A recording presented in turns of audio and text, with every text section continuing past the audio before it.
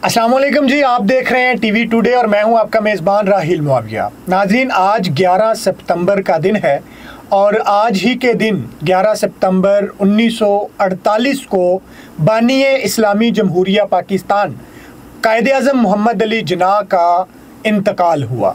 यूँ आज कायद-ए-आज़म मोहम्मद अली जिन्ना की बरसी है और कायद-ए-आज़म मोहम्मद अली जिन्ना बानी पाकिस्तान है। उनकी बरसी के मौका पर सवाल ये भी उठता है कि कायद-ए-आज़म मोहम्मद अली जिन्ना कैसा पाकिस्तान चाहते थे। ये वो सवाल है कि जिसके जवाब में पाकिस्तान की कौम को हमेशा उलझाया जाता है, पाकिस्तान की कौम से हक़ाइक़ छुपाए जाते हैं, पाकिस्तानी कौम को झूठ बोला जाता है और पाकिस्तानी कौम से गलत बयानी की जाती है। और बताया ये जाता है कि कायद-ए-आज़म मोहम्मद अली जिन्ना का पाकिस्तान बनाने के बाद एक जो कौल है उसको उठाया जाता है कि तुम आज़ाद हो मंदिरों में जाने के लिए, मस्जिदों में जाने के लिए, अपनी अपनी इबादत गाहों में जाने के लिए, और आज से रियासत मज़हब की बुनियाद पर किसी से कोई बुरा सलूक नहीं करेगी।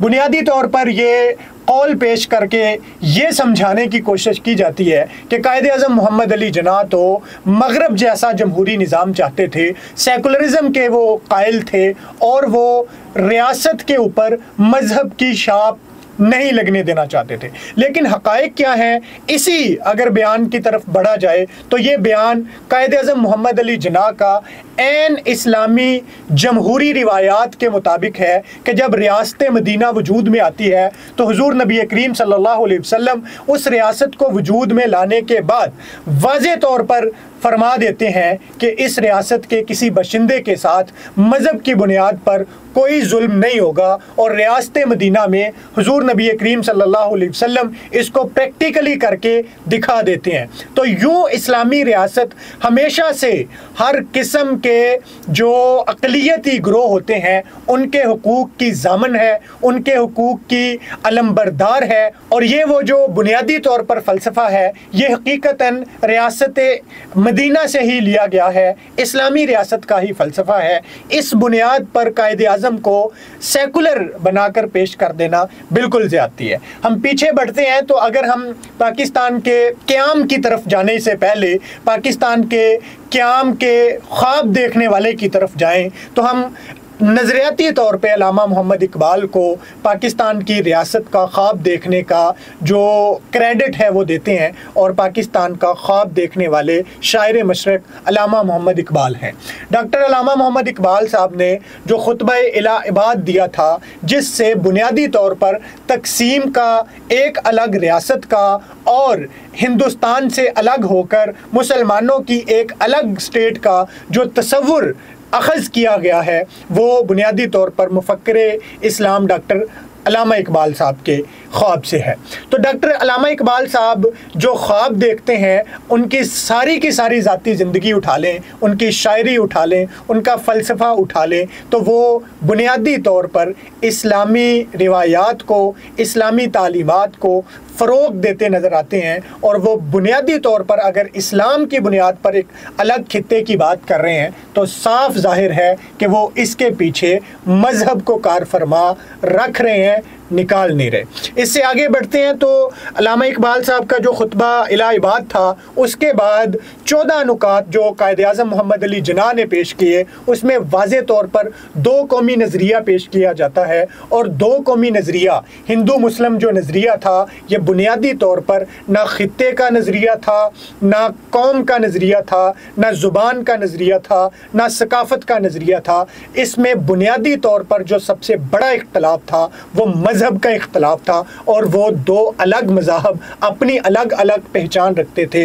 इनकी सकाफ़त मज़हब की बुनियाद पर अलग थी, इनकी तालीमात मज़हब की बुनियाद पर अलग थी, इनकी तर्ज़ ज़िंदगी मज़हब की बुनियाद पर अलग थी। इस वजह से कायद-ए-आज़म मोहम्मद अली जिन्ना के जो 14 नुकात हैं उसमें जो टू नेशन थ्योरी है वो खालिसतन मज़हब की बुनियाद पर है। आगे तहरीक पाकिस्तान की बात करते हैं तो तहरीक पाकिस्तान की बुनियाद और असास लेके रहेंगे पाकिस्तान, बन के रहेगा पाकिस्तान। पाकिस्तान का मतलब क्या? ला इलाहा इल्लल्लाह। ला इलाहा इल्लल्लाह के इस तहरीक के नारे में आ जाने के बाद कौन सी कोई एक भी जो है वो कोई डाउट की बात रह जाती है या कोई ज़रा बराबर भी शक रह जाता है कि इस रियासत के मारज़े वजूद में आने के पीछे खालिसतन इस्लामी नज़रिया था। लेकिन फिर भी मेरे भाई मानते नहीं हैं, तो बात इससे भी आगे बढ़ाते हैं। 1940 में करारदाद पाकिस्तान पेश होती है, जिस करारदाद पाकिस्तान को नज़रियाती बुनियाद पर पाकिस्तान की नज़रियाती असास कहा जाता है, जिस करारदाद पाकिस्तान में मुसलमानान हिंद मीनार पाकिस्तान के साए तले जमा होते हैं और वो वहाँ जमा होकर के अपना अलग जो है ना वो एक रियासत का और एक अपने अलग मुल्क का बुनियादी तौर पर मुतालबा पेश करते हैं। और इस करारदाद पाकिस्तान में भी वाज़े तौर पर आपको मज़हब और मज़हब की बुनियाद पर कायम की जाने वाली रियासत का वाज़े तौर पर तसव्वुर मिलता है। इससे भी आगे चलते हैं तो बानी पाकिस्तान कायदे आज़म मोहम्मद अली जिन्ना 1943 में मुस्लिम लीग नून के सालाना इजलास से ख़िताब फरमाते हैं और मुस्लिम लीग नून के सालाना इजलास से ख़िताब फरमाते हुए वो जिस किस्म के अलग मुल्क की बात करते हैं, तसव्वुर पेश करते हैं, एक खाका बनाते हैं, उसमें आप वाज़े तौर पर देखें कि कैसे सरमायादारों को ललकारा हुआ है, जागीरदारों को ललकारा हुआ है और इस्लामी टच महज तकरीरों का टच नहीं, अमली तौर पर वो एक फ़लसफ़े में बताते हैं कि कैसे हम इस्लामी निज़ाम के ज़रिए से, इस्लामी तालीमात के ज़रिए से और इस्लाम की बुनियाद पर एक अलग रियासत बनाकर इस जागीरदाराना और सरमायादाराना निज़ाम से जान छुड़वा सकते हैं। कायदे आज़म मोहम्मद अली जिन्ना फरमाते हैं कि पाकिस्तान में अवाम की हुकूमत होगी, वाज़े तौर पर डेमोक्रेटिक स्टेट का इसमें ऐलान किया जा रहा है। उसके बाद कहते हैं कि मैं इन जागीरदारों और सरमायादारों को मुतनब्बा करना चाहता हूँ जिन्हें एक फासद और जालिमाना निज़ाम ने इतना बेहिस और ख़ुद गर्ज बना दिया है कि किसी दलील या फहमाइश का इन पर कोई असर नहीं होता। अवाम का इस्तेहसाल इनके खून में सरायत कर चुका है और वो इस्लाम की तालीमात को बुला बैठे हैं।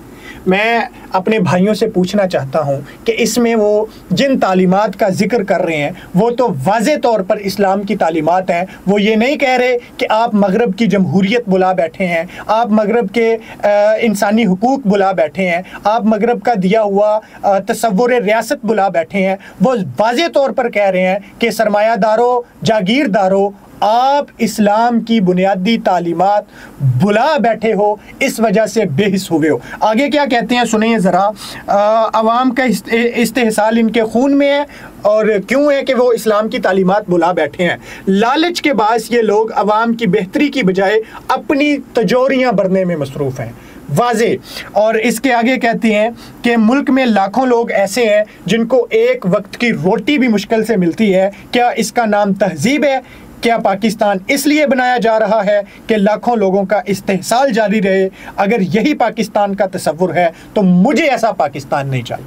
ये मैं नहीं कह रहा, ये कायदे आज़म मोहम्मद अली जिन्ना 1943 में मुस्लिम लीग के सालाना इजलास से ख़िताब करते हुए कह रहे हैं और वाज़े तौर पर वो जो स्टेट का तसव्वुर पेश कर रहे हैं, जो वाज़े तौर पर सरमायादारों और जागीरदारों को ललकार रहे हैं, जो वाज़े तौर पर भूखे और नंगे लोगों का जो हामी और हमदर्द बनने की बात कर रहे हैं, जो निचले तबके की वकालत कर रहे हैं, उसमें वो एज ए रेफरेंस बतौर दलील और बतौर मिसाल जिस निज़ाम को पेश कर रहे हैं वो इस्लामी निज़ाम है।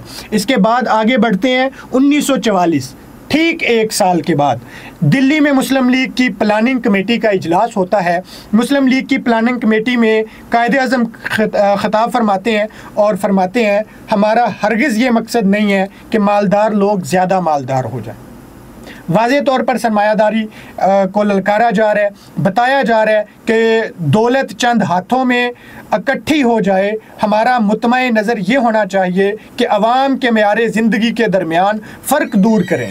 हमारा नस्बुल ऐन इस्लामी मईशत होना चाहिए, ना कि सरमायादाराना निज़ाम। हमें हमेशा पेशा वराना मुफाद को पेशे नज़र रखना चाहिए। ये ख़िताब है कायद आज़म मोहम्मद अली जिन्ना का 1944 में दिल्ली में मुस्लिम लीग की प्लानिंग कमेटी से खिताब करते हुए।